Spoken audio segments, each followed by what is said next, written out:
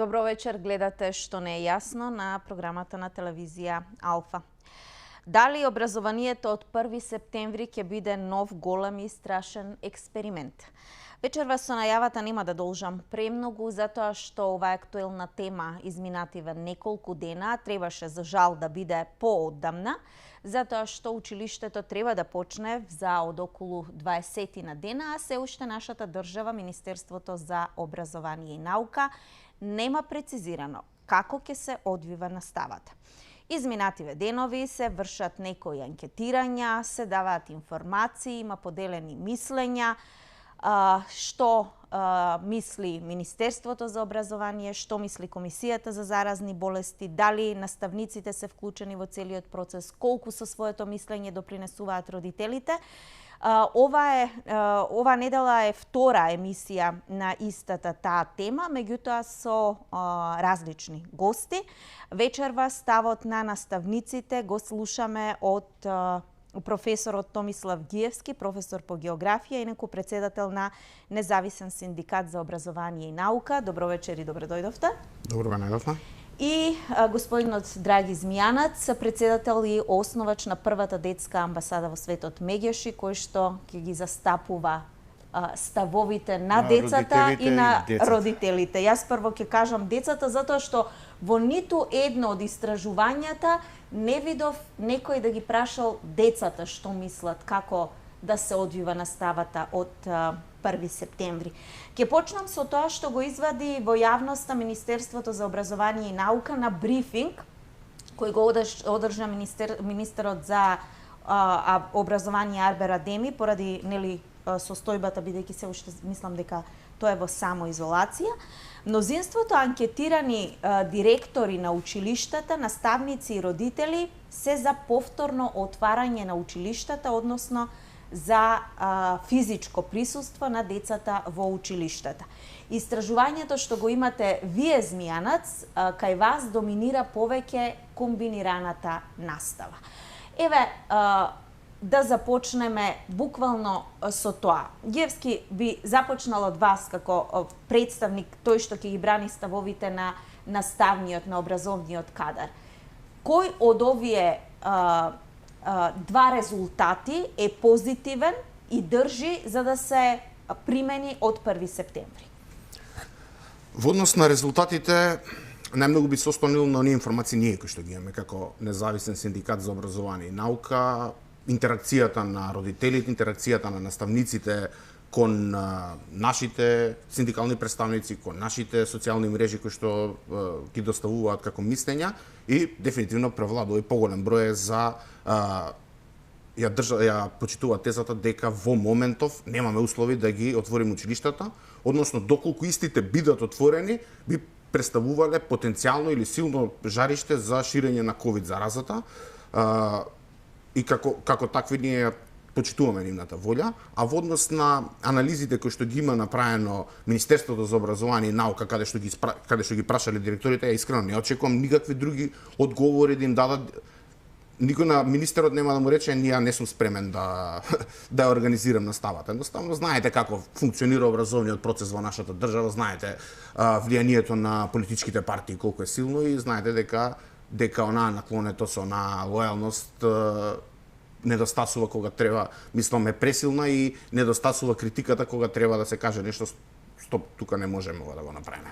Сметате дека директорите за да бидат на став како што мислат политичарите, затоа се согласуваат сами? Па видите, многу едноставно, зашто не ги прашаа првично директорите? Зашто мораше прво да излезат министрите, да напумпаат одредено мислење, да го дадат нивното мислење, па после да ги прашаат? Не се прави тоа така. Значи, прво, ако сакаш ти реална анкета, ако сакаш реално мислење да добиеш, прашај ги прво чинителите на образовниот процес. Прашај ги директорите, прашај ги наставниците, па после кажи го твоето мислење. Кај нас некако обратно се одвиваат работите. Прво ќе излезат министрите, ќе го кажат нивниот став, ќе го повторат 5-6 пати, после ќе ги прашаат директорите, а вие сега што мислите?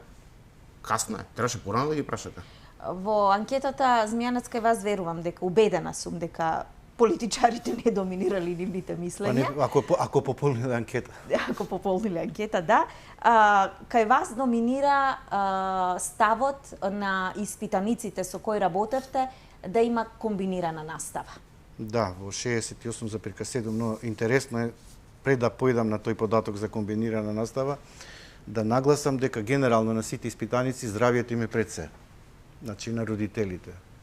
Меѓутоа, кога почнавме да испитуваме околу негативни последици, забележавме дека многу се жалат на негативни последици од онлайн наставата, не само на квалитетот, туку и на психофизичкиот раст и развој, но за тоа ќе говорам подоцна. Сакам прво да го споделам овој податок. Најбезбеден услов дека децата нема да бидат изложени на зараза, 50,8% од испитаниците рекле вака на прашањето онлайн настава доколку владата забрани одржување на настава во училиште поради зголем број заразени. Значи, ако има пандемија во сите градови или во целиот Пандемија има на цел свет. Зборам пандемија ако има барем еден заразен во било кој град така? Или помало место, 50,8% од родителите се за онлайн настава. Значи, таму каде што нема ниту еден преносител на COVID-19, веројатно ќе влеземе во вториот на комбиниран дел. Комбинираната настава онлайн и во училиште со физичко присуство со намален број на деца, ученици, со запазени протоколи на безбедност во училиштата, е на второ место рангиран, или 44,7. Само 35,3% се за физичко присуство во услови на 10, 20, 50 и 100 заразени на COVID-19. Значи, така беа поставувани прашањата. Сега доаѓаме до негативните последици. Негативните последици велат дека 57,6% од испитаниците забележуваат негативни промени кај своите деца, како последица на онлайн наставата, и речиси 1/3, 37,4% не забележуваат никакви промени. Бидејќи висок е процентот на негативни последици, а при тоа 58,2% пополниле дека децата имаат подобри оценки, помало знаење. Значи, оваа категорија на испитаници смета дека во идентичен број, 58,2 помалку знаење, 57,6 негативни промени, веројатно тие се тие кои кажале дека може дека 2/3, 68,7 испитаниците би избрале паралелен систем, комбиниран, со физичко и... Што значи комбиниран? Комбиниран со физичко присуство и онлайн настава, каде што може да се гарантира дека децата нема да бидат изложени на опасноста од COVID-19. И денеска имавме пресконференција и новинарите сами праша како тоа изгледа. Ние после пресот имавме состанок и со представници од МОНИ од БРО, им ги пренесовме нашите резултати. И мислам дека МОНИ БРО треба да размислат во градови, помали места каде што има помал број на ученици, каде што нема ниту еден заразен, да може навистина и да се изведува физичко присуство, нормално со почитување на протоколи и мерки. А во училишта, како што се, например, Лазо Ангеловски, Лазо Трповски или Љубен Лап, или да не ги набројувам, со голем број, а имаат училишни дворови,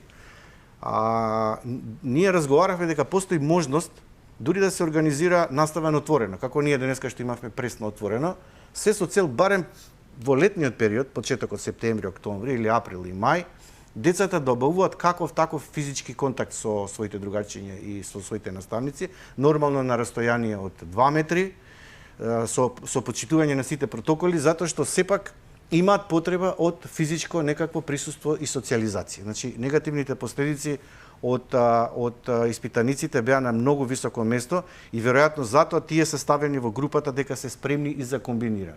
Во зимскиот период, например ноември, декември, јануари, февруар и март, кога е многу студено и кога вирулентноста е поголема и кога можеби ќе се јават и поголем број, не можеби, туку се очекува да се јават и поголем број на заболени, секако онлайн наставата е единствено решение. Значи, ниту еден родител не би го изложил детето на опасност, дури еден заболен да има, да го пушта детето во училиште. Тоа беше заеднички став на сите родители и ние го пренесовме тој став до МОНИ до БРО денес. Так. Гиевски, што за наставниците е најдобра опција? Најдобра опција дефинитивно е одвивање на наставата онлайн, зборам на глобално ниво. Тука ќе морам да ги поделам во две групи наставниците. Првата група се наставниците во втората, третата и четвртата декада од својот живот и втората група се петата и шестата декада, каде што знаеме дека вирусот најмногу кон кои цели, кои се за жал статистиката вели дека тие се најголеми намета за најмногу застапени, најризични се, да.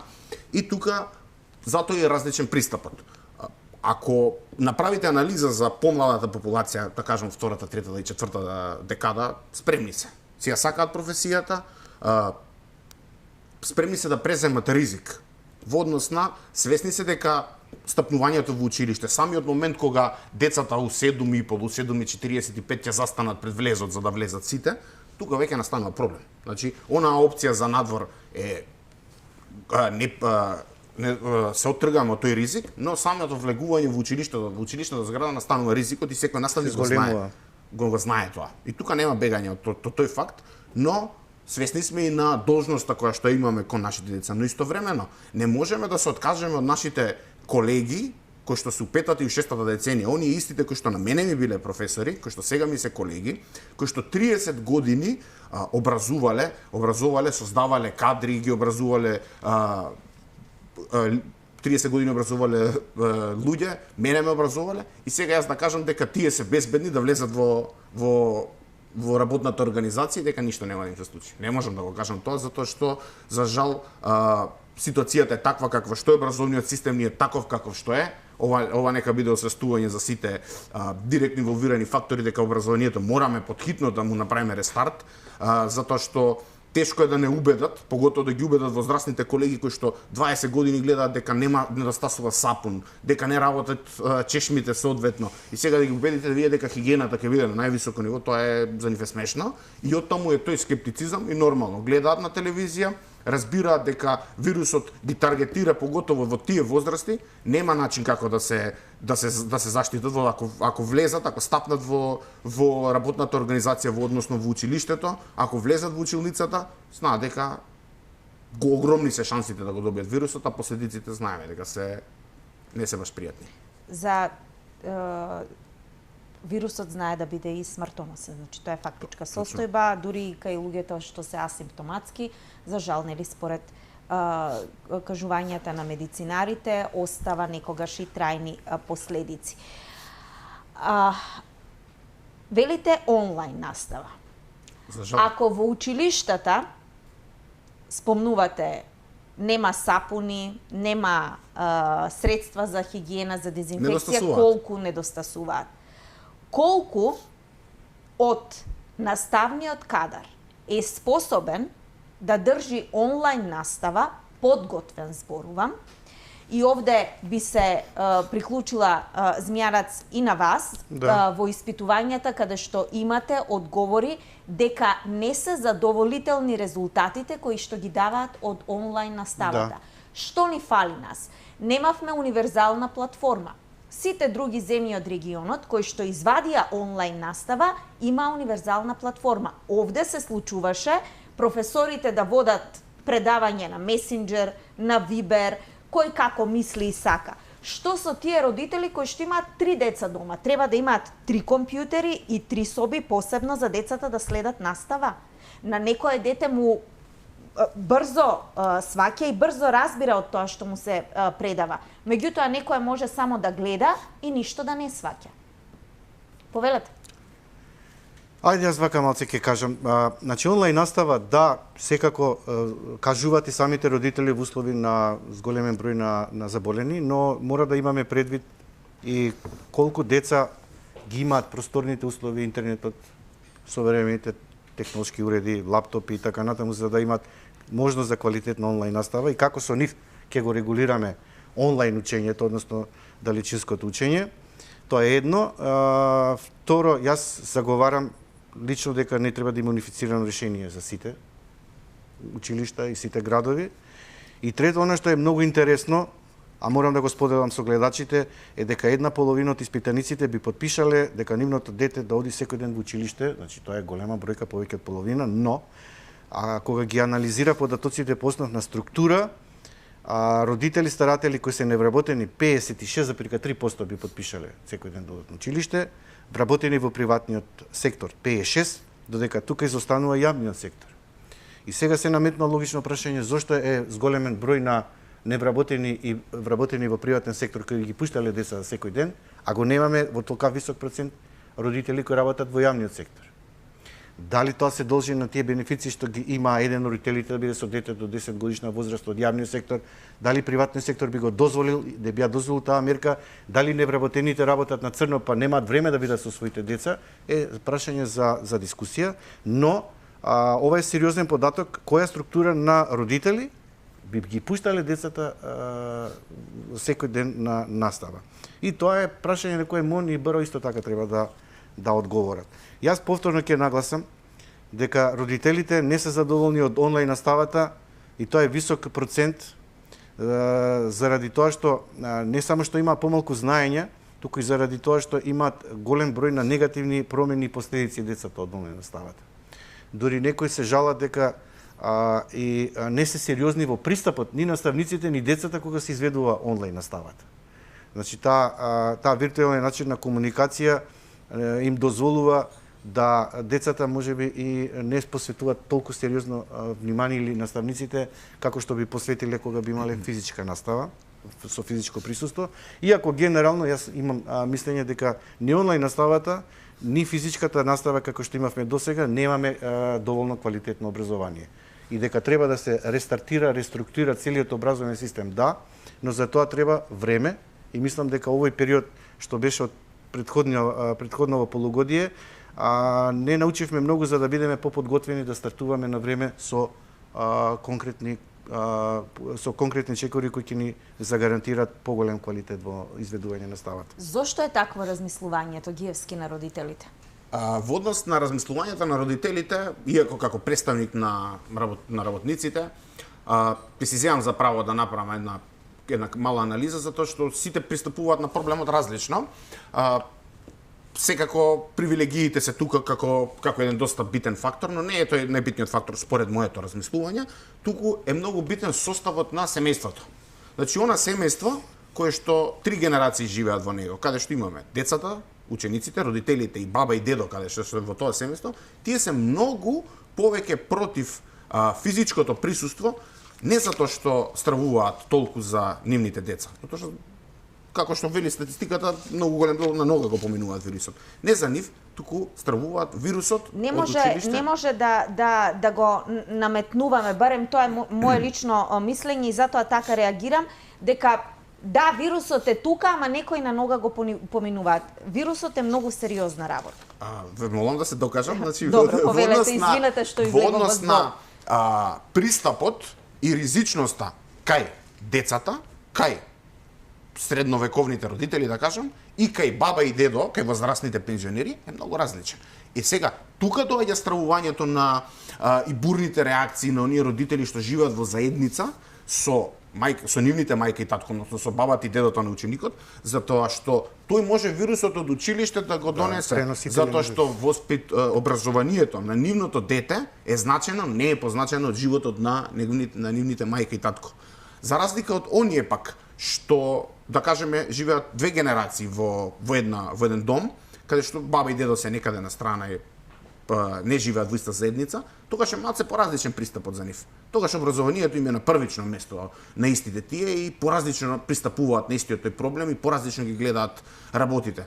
Знаеме дека образованието е столбот, најбитната гранка во општеството, тоа е столбот, но во тешки времења се носат и тешки одлуки каде што мораме да се адаптираме, затоа што имаме луѓе, имаме наставници кои што 20-30 години си ја работеле работата, оформиле генерации, оформиле знаење, нив не можеме да ги пуштиме во вода. Едноставно не можеме нивниот живот да го жртвуваме, затоа тие, поготово акцентирам за болните, за хронично болните, оперирани од различни болести, значи тоа листата мора да се прошири од првичната што ја дадоа.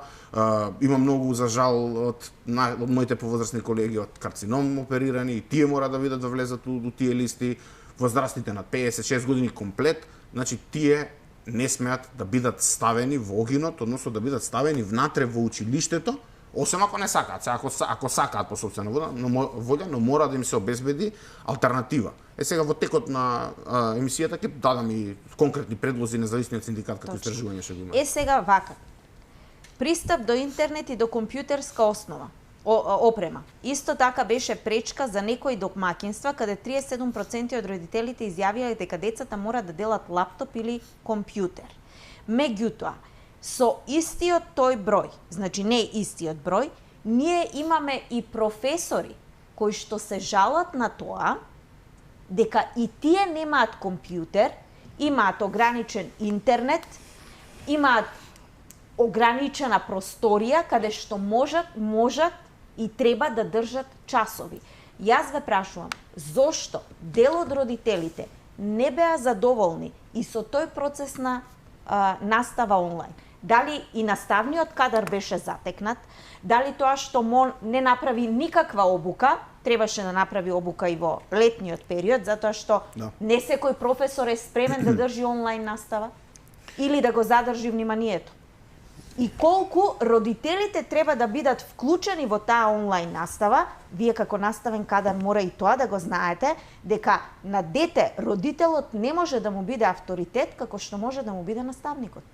Тука не би се сложил со вас. Авторитетот на наставникот со години на нас заобледуваше поради многу фактори.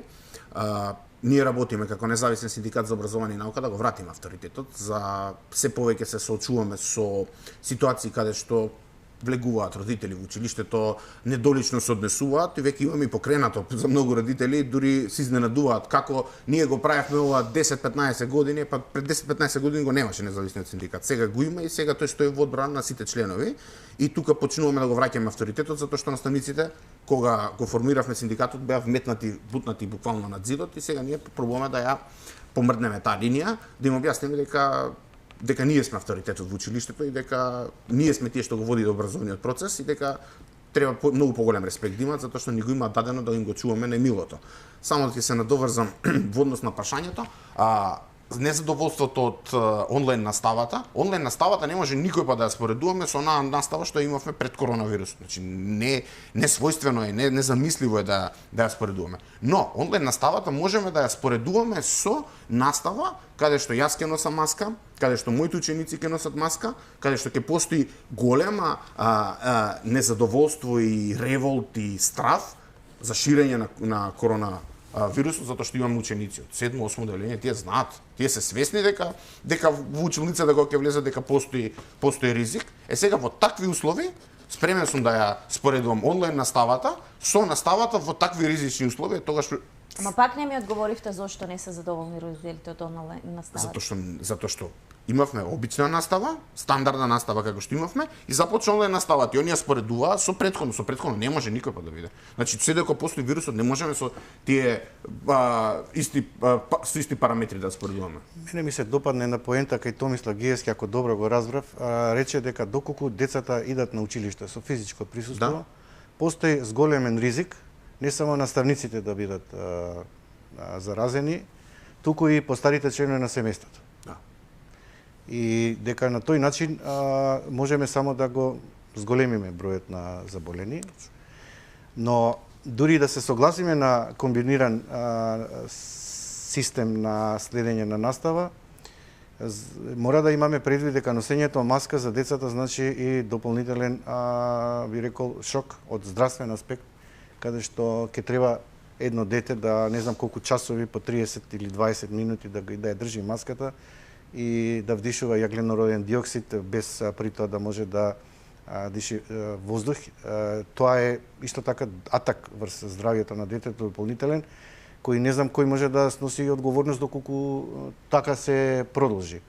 Затоа дадов јас една опција која не знам дали е спремна да ја примени на отворено настава, барем на почетокот на учебната година на крајот, со како ние сега што сме на дистанца, растојание од 2 метра и 3 метра, каде што децата повторно ќе имаат можност барем да си се видат, да ја видат наставничката во живо, и тоа да се прави повремено, за да може тој физички контакт кој не надоместлив да на децата им дава дополнителна сигурност дека тие се дел од образовниот систем, за да не се чувствуваат дека живеат во еден виртуелен свет на онлайн настава каде што немаат никако физички контакт ни со другарче, ни со наставник, ни па дури ни со некоја симпатија и така натаму, сметате дека за децата тоа е исто така голем удар и затоа ќе нагласам родителите кога би знаеле дека не би били изложени и дека нема заболени, тие затоа се за комбинирана настава. Дури и би прифатили и физичко присуство ако нема ниту еден заболен во нивната општина. Во однос на таквиот пристап, целосно се сложувам со мојот соговорник, имаме неколку општини каде што во контакт со нашите членови имаме констатирано дека според нивните анализи, според нивните толкувања дека нема дека е сведено на нула е за заразата е сведена на нула. Имаме исто така Што не значи дека така и ќе остане. Сега за сега е така. Ќе се следат состојбите. Сега за сега е така. И јас ги разбирам целосно нив. Ама па проблемот е што они не можат нас да не разберат, затоа што во мојата населба има пише премногу заболени. Од друга страна имаме колеги кои што работат во рурални средини, имаат 4 деца и тие се најгласно говорници за враќање на децата во училиштето и јас ги разбирам нив, ама велам за вас еден пристап. За нас во мојата средина, во урбана средина, треба да има друг пристап. Не можеме ние да се ставиме. Ја ве разбирам, ги разбирам целосно колегите. Предаваат на 4 деца, во рурална средина, ковид нема, на 20 км нема ниту еден активен случај. Сега во такви услови, нормално, па и тие поготово во руралните средини и помалце се со технологија, не сакам да ги навредам, ама знаете се со селската средина како.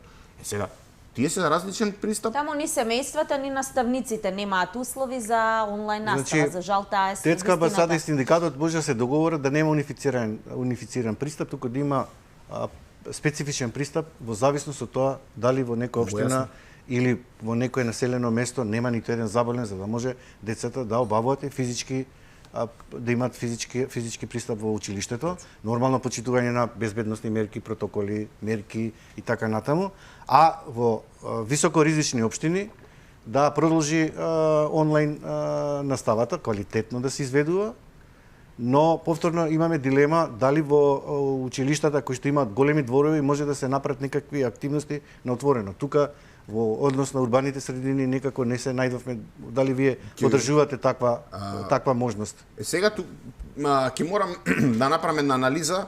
Големината на дворовите можам да кажам со сигурност дека училиштата знаете дека се правени во социјализмот, онај раскош големи дворови, повеќето имаат големи дворови. Тука може да се отформат тие платформи, но тие не може да бидат паралелни. Плюс тоа е многу скап процес. Значи, ако претходно зборевме за немаме пари за лаптопи, немаме интернет, ова правење на училница надвор во дворот, тука би требало целото општество да се вклучи, да кажеме на некој солидарен начин, каде што не знам родители ќе вадиме трупци, ќе местиме вамо таму, не знам колку е спремно општеството за тоа. Убаво е да се развие солидарноста во овие периоди, сепак за најмило да станува збор за детето.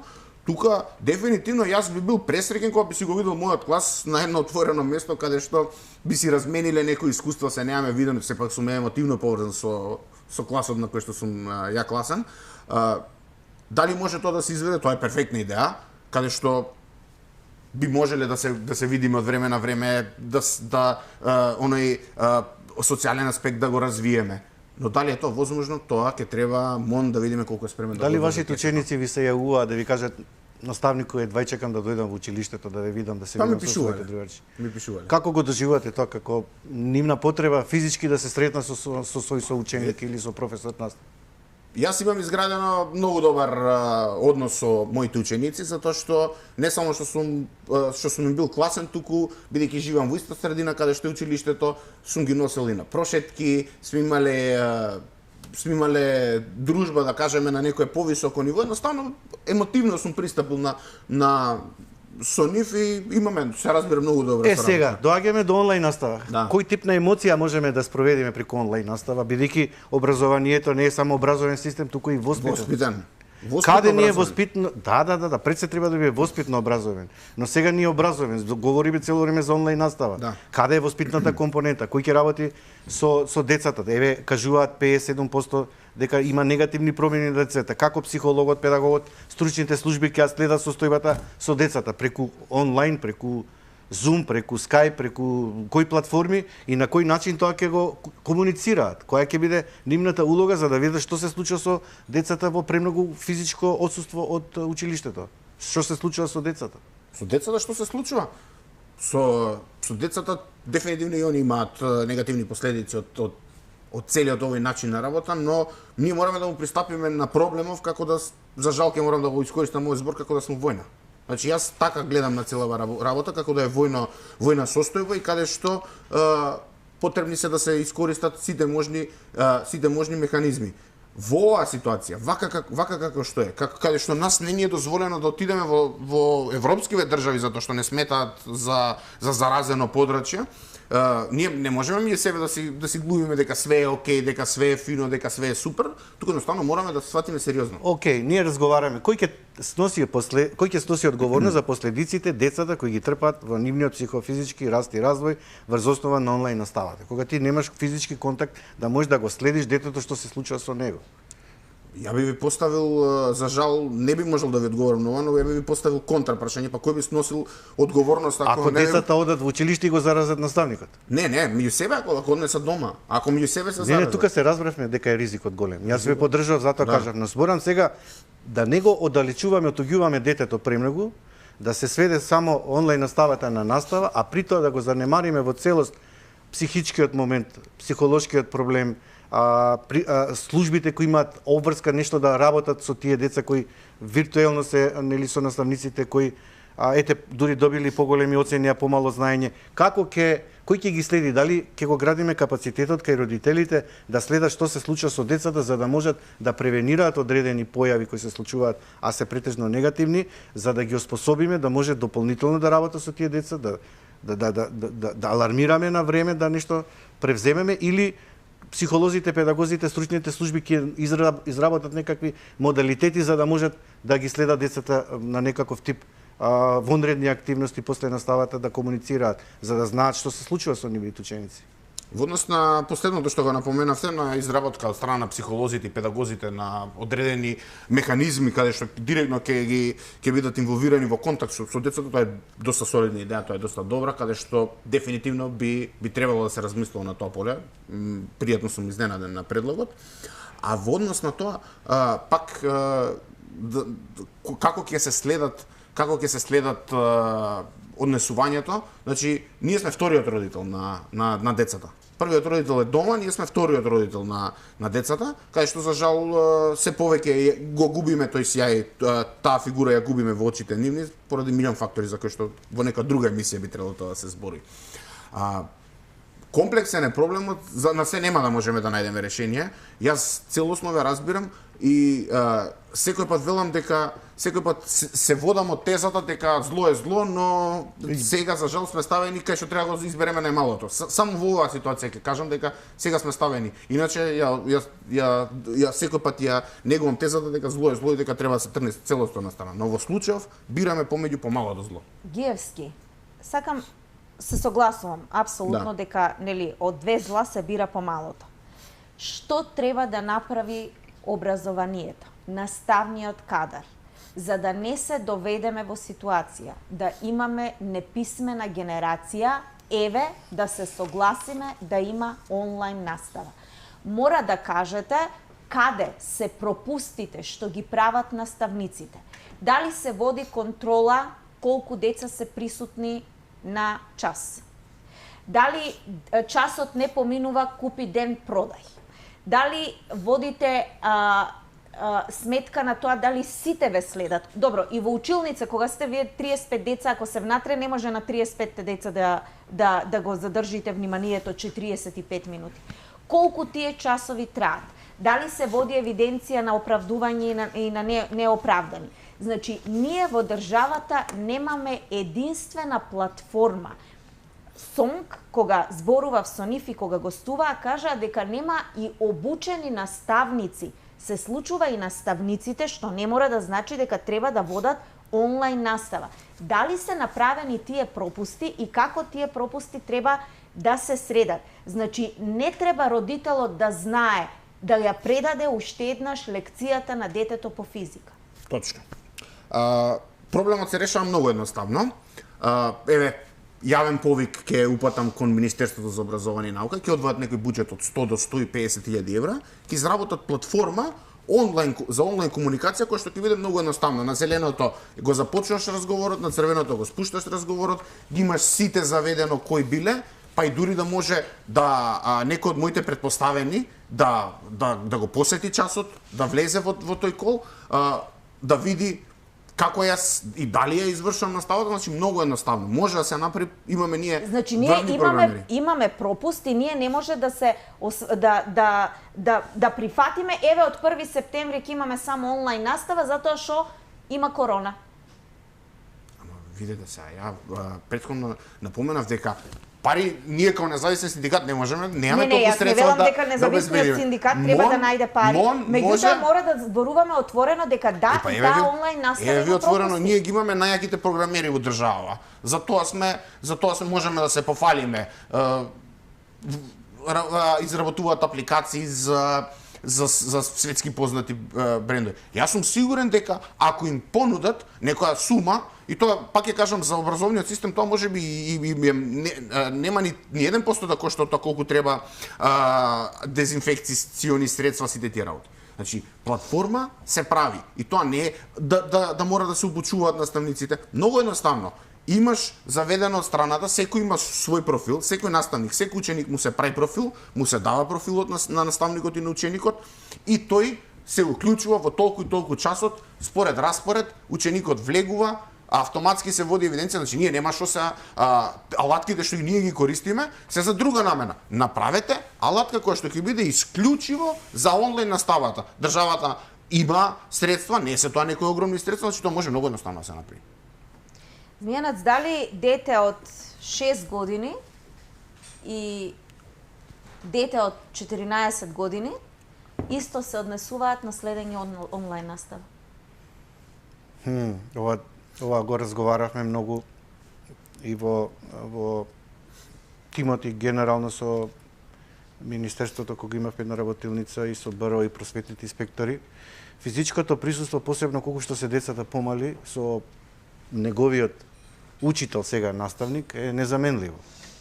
Значи, како ќе се изведе онлайн наставата на првиот училишен час на прво деленец?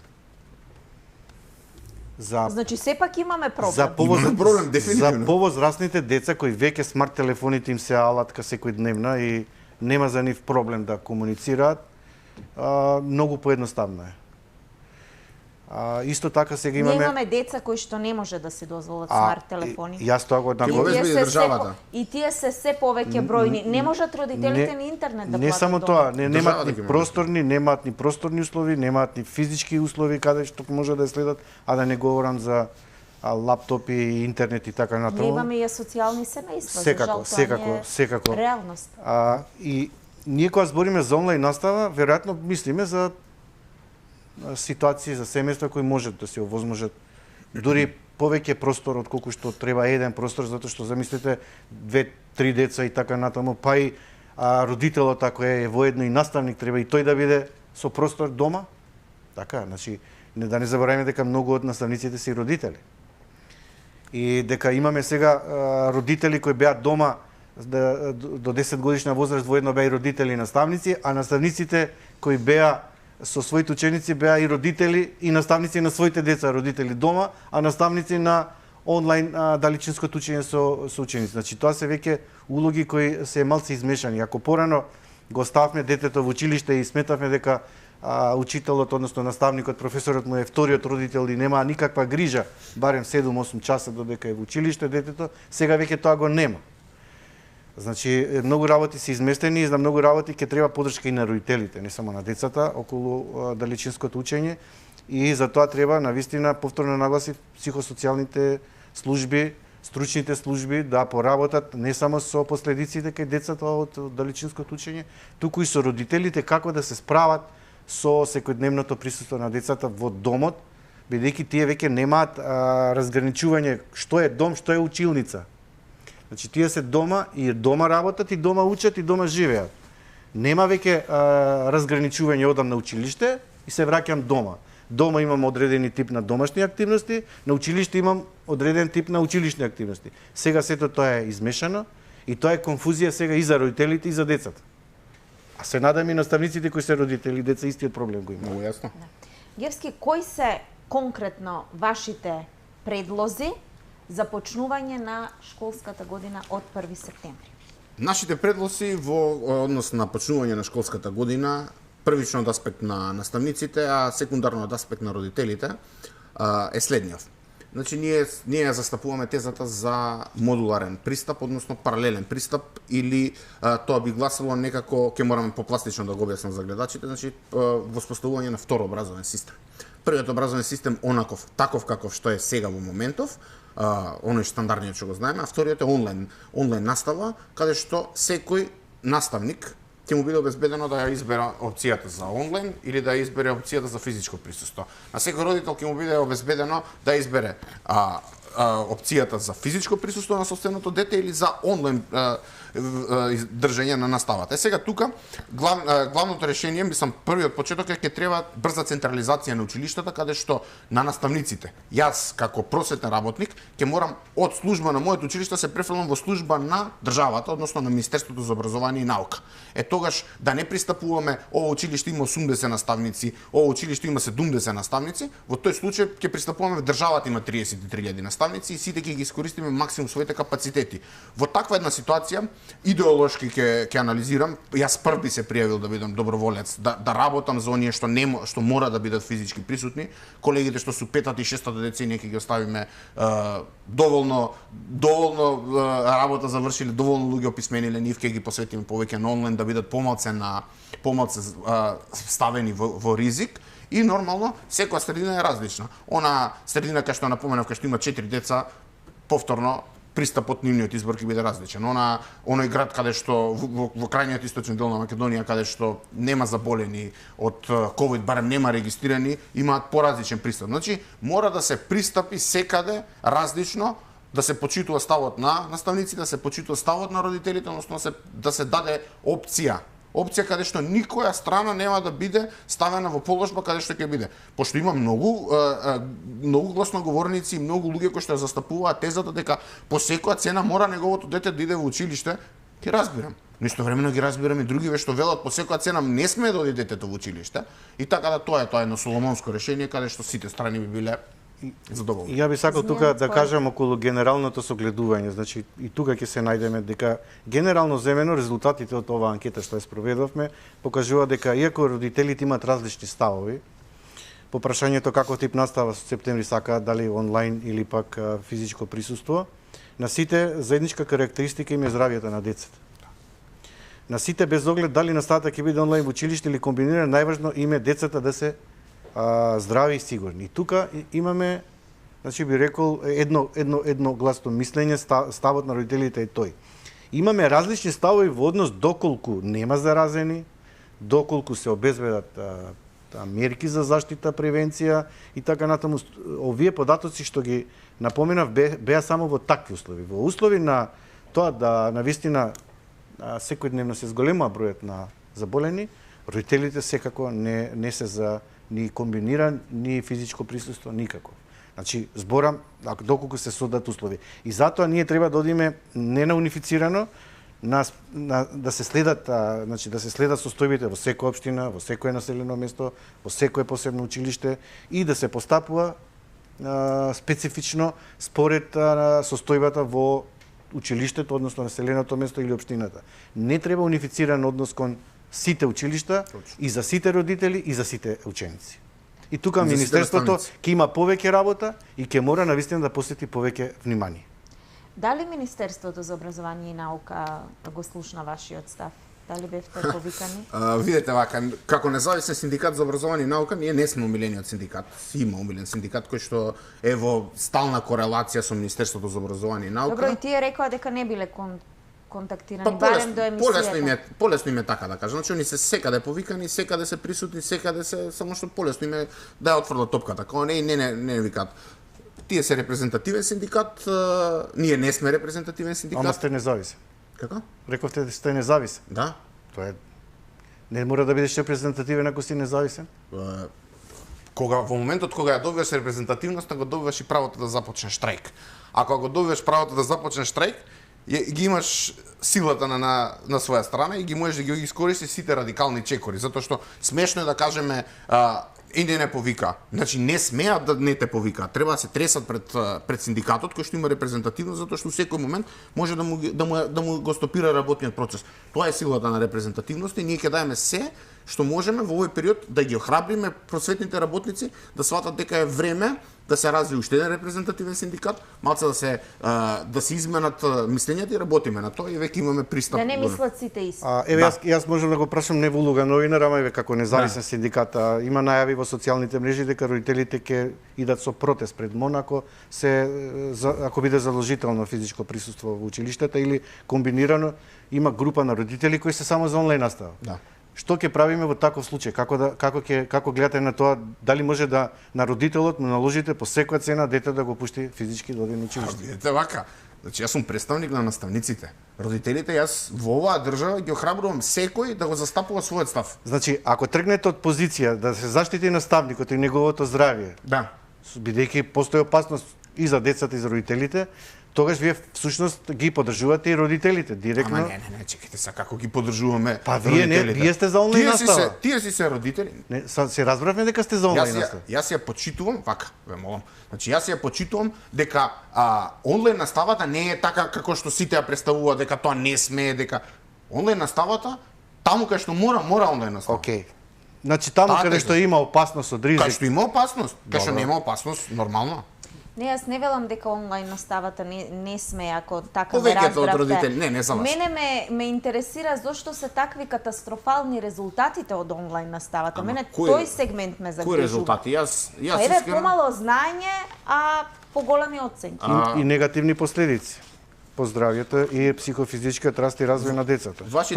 Тоа е репрезентативен примерок од 1003 испитаници. Тоа не значи дека важи за сите. Меѓутоа, мислам дека сепак е индикатор на кој треба да се посвети внимание ако Министерството навистина сака сериозно да обезбеди квалитетна онлайн настава, да се случат промени во тој дел. Треба да го одврзе и самите рековте треба да се реструктурира образованието. Првиот чекор е да се одврзе кесето, да се инвестираат средства, државни средства да се инвестираат во изградба на онлайн платформа. Тоа што го направи Албанија, тоа што го направи Србија, тоа што го направи Бугарија, многу едноставно. Од оваа емисија имаме конкретна препорака и се надевам дека ќе ја испочитуваат таа препорака. Знаете колку време за тендер да распишат треба во Македонија? Видете вака сега, јас сум свесен зашто доцнат работите, затоа што имавме избори, ама сега не е тоа моја вина. Ќе ги засукаат ракавите ако ние можеме како синдикат да се вложуваме кога има потреба максимално, ентузијасти веруваме силно, значи они ќе ги засукаат ракавите и ќе работат. Дали наставниците може да гарантират за безбедност на училиштата? Еве да се согласиме сите, ако Министерството за образование и наука донесе одлука за комбинирана. И кој сака да одбере онлайн настава, кој сака да одбере физичко присуство. Дали училиштата имаат капацитет? Еве тие директори што кажале дека 94% дури од директорите се изјасниле дека имаат услови училиштата да одржуваат настава со физичко присуство на учениците. Тоа е од Да, ама може и поинаку да се постави прашањето. Дали некој наставници од страна... Добро, драги, сега јас поставувам прашање овде во студиото, ќе те молам, повели. Вака, значи, дали наставникот има авторитет? Ја вака ќе... Не авторитет, дали може да гарантира? Дали може? Значи, не мора да има авторитет, мислам, не мора да има, мора да има наставникот авторитет, меѓутоа дали може да гарантира? Затоа што кога овде ние зборуваме, не зборуваме само лекцијата која ќе ја предаде, нели? Имаше некои истражување дека некои предлози од типот наставата да трае само 3 часа, часовите да бидат по 20 минути, па да нема одмор, па да не може да одат децата во менза, туку да јадат во самата училница. Дали наставникот тој што ќе одлучи да држи час физички да биде присутен во училиштето, ќе гарантира и може наставникот да гарантира за безбедноста и здравјето на учениците кога ќе влезат во дворот. Дали се способни наставниците да го одржат редот и дисциплината во училиштето? Се. Но само ако се одвикнат од одредени фактори, општините, одредени директори, не можам сите да кажам, се одвикнат од некои стари навики, каде што нова дете си го опоменал добро немирно било, тоа дете си го опоменал немирно било или да кажеме си го испратил кај педагог, кај психолог или си презема одредени педагошки мерки, за ова дете не си треба затоа што тоа дете е на тој и тој. Значи тоа ќе мора да го забораат у старт. Второ ќе мора да се донесат и други казнени методи. Значи ја не можам ученик ако го сретнам без маска. Еднаш ќе го поменам, втор пат ќе го поменам, трет пат веќе мора да има јасен протокол што правиме со тоа дете. Не можам ја да експериментирам затоа што тој ќе внесе паника, еден по него, вториот, третиот, децата сакаат да бидат бунтовниците, да бидат оние кои што нема да ги почитуваат правилата за да привлечат внимание. Значи, јасен протокол мора да има што со секое прекршување на мерките. Дали ќе сноси одговорност родителот, дали ќе сноси парично, ја би за и парично да се казнуваат за да може да поработи повеќе свеста кај родителите, мора да не вика родителот, па што да му правам таков да видите како ќе го стегне дома ако го удрат под джебот. Значи мора да имаме такви методи. Може ли сега да прашам? Само секунда, Zmijanac може да одговара Значи, доколку имаме јасен протокол, тоа може да се изведе без проблем. Наставниците во оваа држава се подпросечно платени и перфектно си ја работат работата. Наставниците во оваа држава последните 20 години никој пат не земале плата во законски предвидениот рок, значи до 10, 15, 17.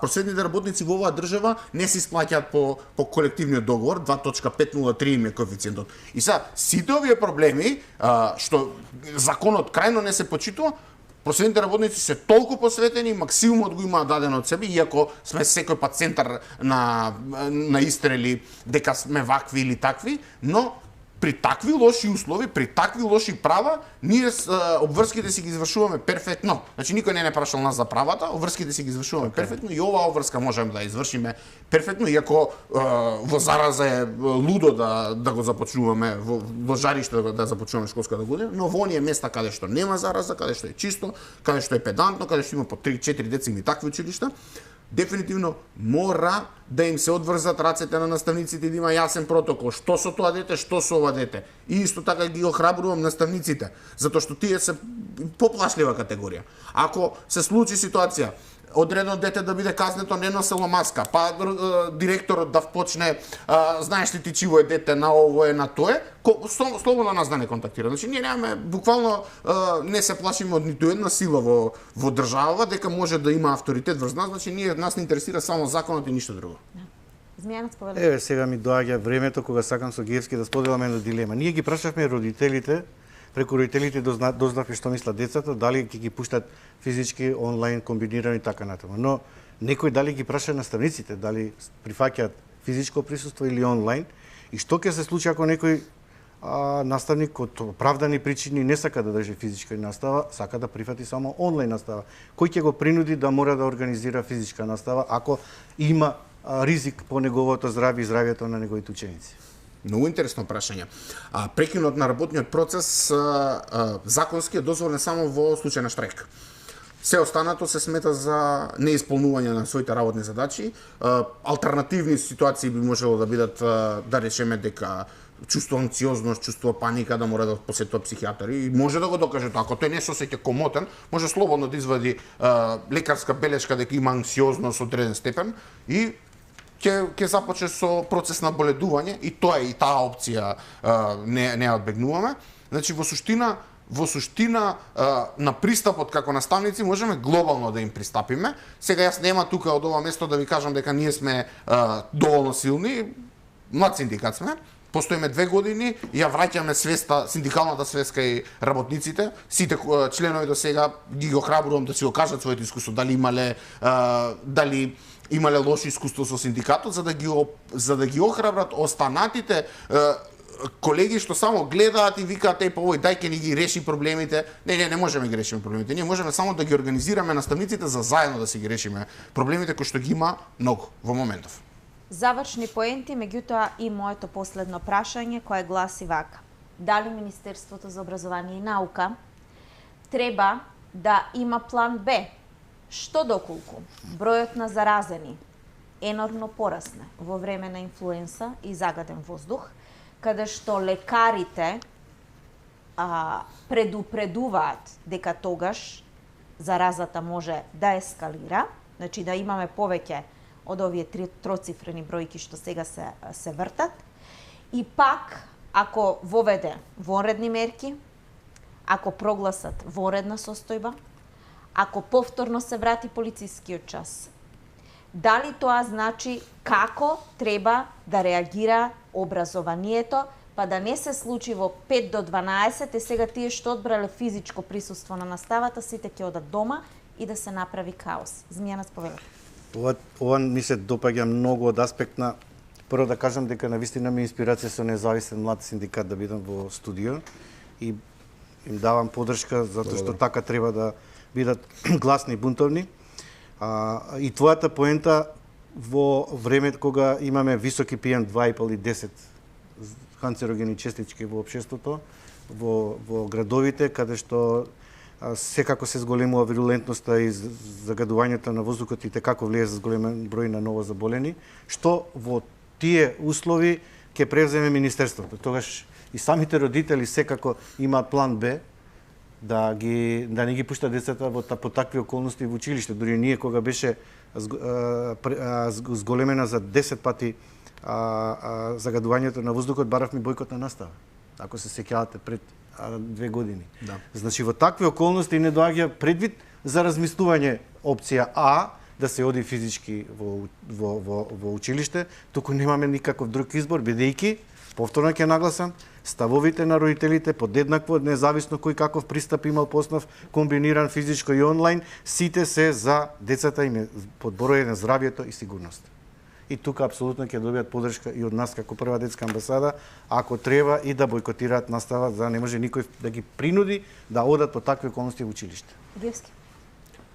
Ке морам во завршниот дел да се сложам многу со мојот соговорник во однос на последната теза дека дефинитивно мораме да го разбудиме граѓанскиот сектор и по нашите проблеми да ги решаваме ние самите, затоа што за нашите проблеми најво ние си знаеме самите и поразличен е пристапот на ресорното министерство и ќе мора да не со текот на времето ќе мора да не прифати како сериозен партнер од кој што ќе се почитува мислењето. Сега во однос на што би правиле кога заразата би ескалирала во зимскиот период, повторно ќе се навратам. Значи не останува само опцијата онлайн, кога е воздухот загаден, кога заразата е раширена, кога е ладно, кога и температурите се ниски, значи тогаш таа е опцијата.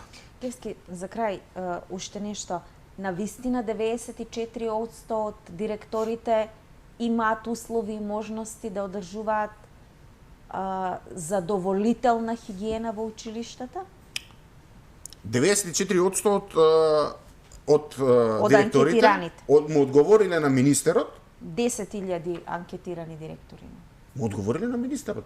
Му одговориле тоа дека они се спремни и дека ќе дадат се од себе. Јас немам сомнежи дека ќе дадат тие се од себе. Значи они се спремни и ќе дадат се од себе. И со условите кои што ги имаат. Колку блок дотации им се префрлено, со тие пари ќе ги искористат. Нема да прават некакви комбинации, не знам, коктели или некакви шетања, ќе ги искористат тие пари. Тие се малци. Значи ние до вчера немавме сапун, чешми немавме и сега средства да се тие. Дали ќе го одврзе МОН повеќе кесето и повеќе средства ќе дава за дезинфицирање, за хигиена, за тие работи, од тој аспект не можам да ви кажам. Но верувам во директорите дека ќе го дадат максимумот. Тука немам сомнежи дека директорите нема го дадат максимумот, но максимумот не е доволен. Така. Ви благодарам за присуството и за оваа убава дебата. Генералниот секретар на Обединетите нации Антонио Гутереш денеска изјави дека најмалку 40 милиони деца ширум светот ја пропуштиле својата критична предучилишна година. Нашето Министерство за образование и наука е исправено пред голем предизвик. Се надеваме сите дека од 1 септември пријатно ќе не изненадат. Имајте убава вечер. Добра ноќ.